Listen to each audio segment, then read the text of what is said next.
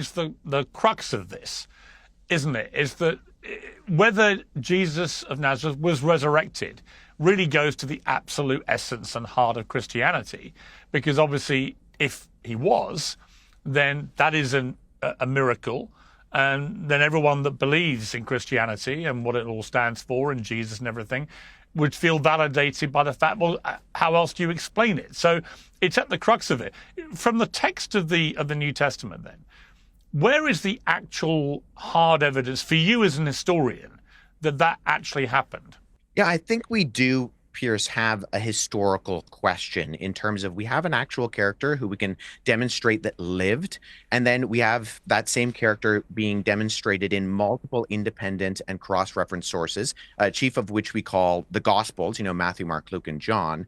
But just because those are religious texts now doesn't necessarily negate that they are historical texts. These were independent written sources that come from the time frame. If we want to know about someone from the ancient world or history in general, we go to the earliest sources, preferably eyewitness sources. And I think that's what we have within the Gospels. So we have a character who lived, who died, and then a character who is said by an early Jesus community to have been resurrected. And the accounts of that are not just kind of scant. They're not seeing Jesus off from afar as some sort of apparition or something like that.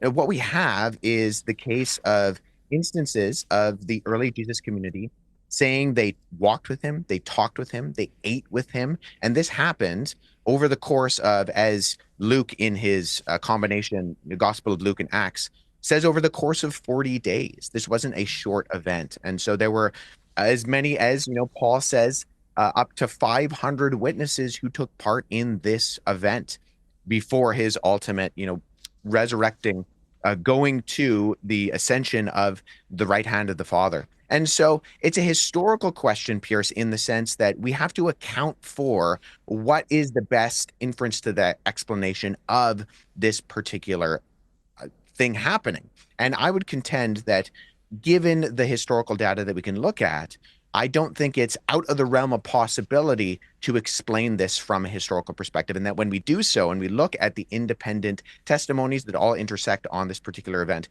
we actually, the best explanation to that is that this event actually did take place. The counter argument is that Paul the Apostle wasn't there for the resurrection himself, and there's no other reference really, other than I think the 1 Corinthians chapter 15. There's only one other reference to the fact that 500 people witnessed this. Does any of that, in your eyes, put more doubt on it?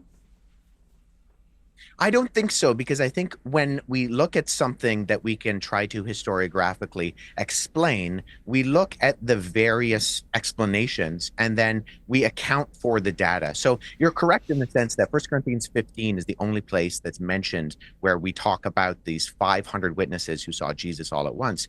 However, when you corroborate those with the accounts that we find, particularly in Matthew, Luke, and John, I think it does explain, especially when you have the instance at the ascension in Matthew and Luke, that those 500 people could have been the individuals on the mount when Jesus ascended. It's not overt in the text, but I think even the fact that we have one instance of this being spoken about, and then we can look at the individuals, Matthew, Mark, Luke, John, and then others in the New Testament documents that talk about the resurrection of Jesus, that, even James, the brother of Jesus in the Epistle of James, referring to his brother as our glorious Lord, a title that is attributed only to the God of Israel, Yahweh. So I think we have to explain these particular instances where we don't just have people who are friendly to this happening, but we have individuals who are actually hostile. In James, the brother of Jesus, who the Gospels tell us that Jesus' family was actually very hesitant in how public Jesus' ministry was. Then we have likewise Paul, who started his life as a persecutor, and that has a radical 180 in terms of him then going on and writing the majority of Holy Scripture within the New Testament.